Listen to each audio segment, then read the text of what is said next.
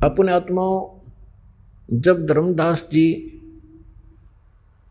इन सभी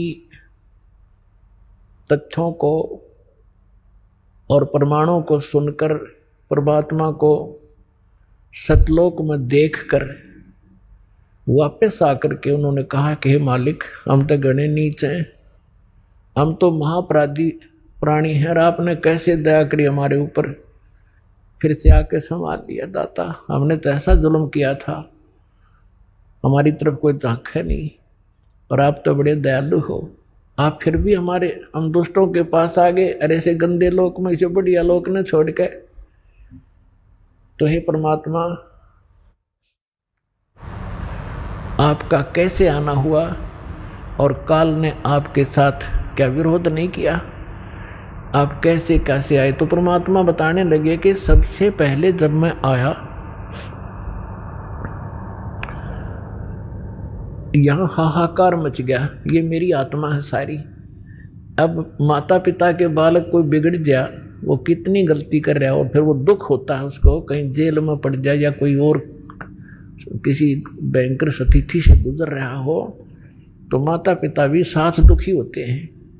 इसी प्रकार परमात्मा हमारे दुखों को देखकर महादुखी हुए और वहाँ से यहाँ आए हमें ये समझाने के लिए कि तुम गलत स्थान पर आए हो, ये लोग ठीक नहीं, तुम यहाँ के वासी नहीं हो और जिस सुख को तुम यहाँ खोज रहे हो, संपत्ति और संतान, कार और कोठियों में, इस काल के स्वर्ग में, महास्वर्ग में, ये सुख नहीं है यहाँ पर।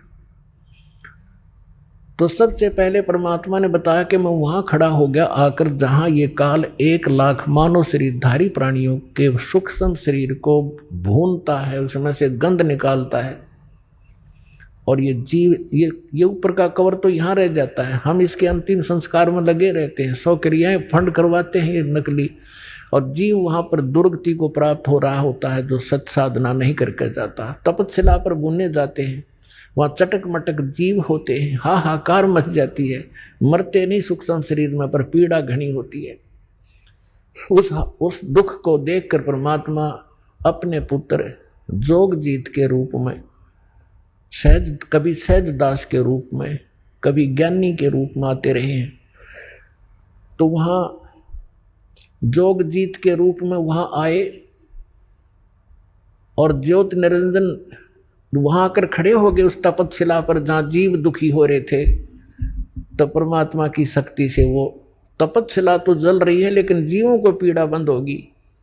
तो जैसे किसी के सिर में भी दर्द हो तगड़ा तो कोई बोलता भी नहीं, सोया करे, और जब वो दर्द ठीक हो जाए टेबलेट आदि लेने से फिर बैठ कर बात कराया करे। तो पहले वो बुरी तरह तड़फ रहे थे, हाहाकार माच रही थी, जब एकदम शीतल हो गए और ऐसे बैठकर देखा सामने चांद सा चेहरा उस परम पिता का, सुंदर मुखड़ा देखकर वो खुशी हुए और शीतलता महसूस हुई।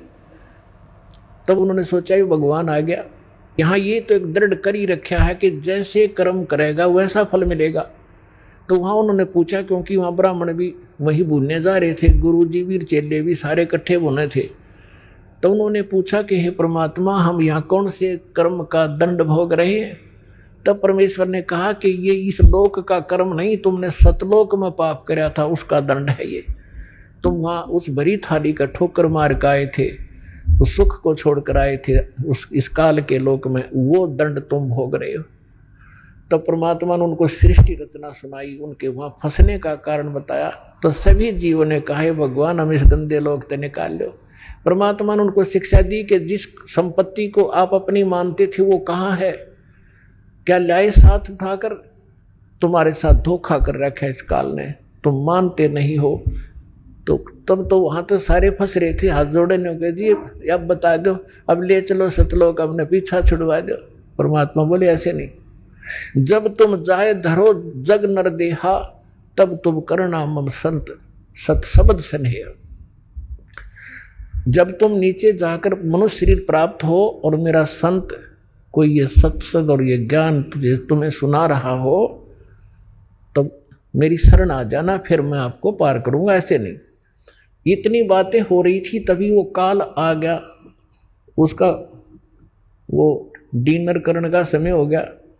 उसने समय फिक्स कर रखा है इतने समय में ये सब धुन बांधकर ये वहां से उठ जाते हैं, फिर उड़ा दिए जाते हैं और इनसे निकला हुआ गंध वहां रह जाता। आप देखते हो एक प्रारंभ में जो भी विकार करता है, कोई बीड़ी पीने लगता है, कितना दुख होता है उसको। और आप कितने बीड़ी पीते हैं, ये जबरदस्ती करवा देता है। मांस खाते हैं, शराब पीते हैं, कोई सुल्फा पीता है, कोई अटपट करता है। तो इसलिए ज्यादा से ज्यादा विकार करवाता है ताकि इनके सूक्ष्म शरीर में ये ज्यादा गंध भर जाए और उस उतना ही गंध अधिक निकलेगा वहां तपतशिला पे। तो उसका एक पात्र है, ऑटोमेटिकली वो भर जाता उस गंध से, फिर उसको खाता है ये। तो इसने सोचा था कि वो चले गए होंगे सभी प्राणी, तो वहां से उड़कर वहां तपतशिला पर बन के सभी प्राणी जीव मनुष्य शरीरधारी वहां से ऊपर आ जाते हैं और फिर धर्मराज के दरबार में आकर लाइन में खड़े हो जाते हैं। फिर अपने कर्मानुसार जिसने राजा बनना राजा बनो, गधा बनना गधा बनो, देवता बनना देवता बनो, इसने कोई टेंशन नहीं। हमारा किया हमें प्राप्त होता रहता है। तो इतने में वो काल वहां आ गया और काल ने कहा, देखा कि जोगजीत तू कैसे आ गया मेरे लोक में? वहां तो तूने मुझे मार कर निकाला था, भगा दिया था, तूने मेरी एक नहीं सुनी थी, 21 ब्रह्मांड समेत भगा दिया था। अब पहले तो बता तो पिताजी की क्या आज्ञा लेकर आया है, और उसके बाद जोगजीत आज तुझे मैं जिंदा नहीं छोड़ूंगा, तुझे बख्शूंगा नहीं। तू मेरे लोक में आया कि साथ तूने वहां से मुझे निकाला था।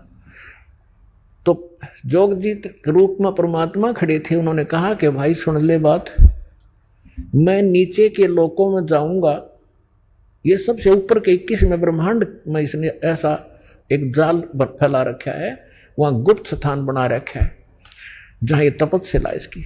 तो परमात्मा ने कहा कि मैं नीचे जाऊंगा लोक में, ब्रह्मांडों में, और सभी प्राणियों को बताऊंगा कि भगवान नहीं है जिसको तुम परमात्मा मानकर पूज रहे हो, परमात्मा अन्य है। और उनको सत्य ज्ञान और सच्चा मंत्र दे के आऊंगा और सभी प्राणियों को तेरा भांडा फोड़ूंगा कि ये काल है, तुम्हें खाता है, तुम इसकी पूजा करते हो। अब उसने सोचा ये तो मेरा सारा लोक उजाड़ेगा, पहले इसी को मार दूं। तो कहते हैं परमात्मा कि धर्मदास मुझे मारने के लिए इसने भयंकर रूप बनाया और जैसे अभी खत्म कर देगा, मेरे ऊपर झपट्टा, तो मैंने सतनाम का सुमन कर दिया शुरू। अपने आत्माओं, धर्मदास जी के माध्यम से परमात्मा हमें एक संकेत बता रहे हैं कि कभी आप पर कोई आपत्ति यहाँ आ जा, जिसको जो भी मंत्र प्राप्त है, प्रथम मंत्र प्राप्त है तो प्रथम मंत्र, सतनाम प्राप्त है तो सतनाम का आप जाप शुरू कर दीजिए। आपकी वो आपत्ति ऐसे जाएगी जैसे कभी सोची भी ना हो कि एकदम बला नो टल जाएगी। सार नाम प्राप्त है तो सार नाम का जाप करिए। तो परमात्मा कहते कि मैंने उस सतनाम का मंत्र का जाप शुरू किया और इस काल ऐसे झटका लगा इसको जैसे गिर गया पृथ्वी पर। कबीर सागर में लिखा है कि वहां से वो भाग लिया, पाताल में पहुंच गया, उस शेषनाग के लोक में जा गिरा। तो कहते मैं साथ साथ गया, इसको वहां से पकड़ के लाया कि चल ऊपर, और वहां आकर ऐसे गिर गया जैसे पक्षी की पंख कट जाती हैं, उड़ा नहीं जाता, तड़फता रहता है, फड़फड़ाता रहता है। ऐसा असहाय हो गया। जब इसने देखा कि इसके पास कोई जबरदस्त शक्ति मंत्र है, तो इसने चापलूसी की और मेरे चरण पकड़ लिए नीचे आके और कहा कि तू मेरा बड़ा भाई, मैं आपका छोटा भाई। बड़े तो छोटे तो हमेशा जो है शरारत करते हैं, गलतियां करते हैं, और बड़े तो अक्षमा ही किया करते हैं। आप मुझे माफ कर दो, मैं तो आपको पिता के तुल्य मानता हूं। तो परमात्मा कहते, मैंने कहा कि बोल क्या क्या चाहता है तू। तब इसने मुझे वचनबद्ध किया कि वचनबद्ध हो तब मैं मांगू। परमात्मा ने कहा, परमात्मा को पता था कि मांगेगा बालक। परमात्मा कबीर जी बोले कि ठीक है, मैं वचनबद्ध हो गया, मांग क्या मांगता भिखारी। तब इस काल ज्योति निरंजन ने कहा कि 3 युगों में जीव कम ले जाना, और चौथा युग जब कलयुग आवे, तब तब शरण जीव बहु जावे। ऐसा वचन हर मोह दीजिए, तब संसार गमन तुम कीजिए। इसने क्या मांगा कि सब 3 युगों में सतयुग त्रेता द्वापर माही, तीनों युग जीव थोड़े जाही। और फिर क्या मांगा कि परमात्मा जब भी कलयुग में आप आओ और अपना ज्ञान सुनाकर अपना बनाकर आप जीव ले जाना, आपके ज्ञान को माने वो तुम्हारा हो जोगजीत, और जो हमारे यानी काल के ज्ञान को मानने वो हमारा हो, आप बाई फोर्स ना ले जाना। तो परमात्मा ने कहा बाई फोर्स ले जाना हो तो मैं वैसे ले जाऊं। अब ये वहां से नहीं टेके, जब ये सारा संपन्न थे, अब कैसे रुक जाएंगे इसको वैसे ले। जैसे हजरत मोहम्मद जी को परमात्मा लेकर गए बगैर ज्ञान समझाए, वहां जाकर फिर इसने नीचे की सारी प्रभुता इनके पास थी, वहां रुके नहीं, नीचे आ गए। तो परमात्मा ने पक्को पता था कि सबको ऐसा ज्ञान से रंगूंगा, सच्चाई से, तब इनकी एक प्रबल इच्छा जागेगी। जैसे हमारी यहाँ इसके साथ आने की प्रबल इच्छा हुई थी, ऐसी प्रबल इच्छा आपकी उत्पन्न होगी सतलोक जाने की। इस ज्ञान से आपके अंदर इतना जबरदस्त प्रेरणा होगी और भक्ति की शक्ति इस मन को दूर करेगी, आत्मा को उठावेगी। फिर आपकी एक सच्ची लौ लगेगी वहां जाने की, जब आपकी भक्ति बढ़ जाएगी और यहाँ के दुख आपको साफ दिखाई देने लग जाएंगे। जितनी काल की भांग उतरती जाएगी उतना ही आपको इस ज्ञान का अधिक रोशनी प्रकाश होता चला जाएगा। सब्सक्राइब कीजिए हमारे ग्रेट कबीर यूट्यूब चैनल को और दबाइए इस बेल आइकन को, ताकि मेरा हर वीडियो मिले सबसे पहले आपको।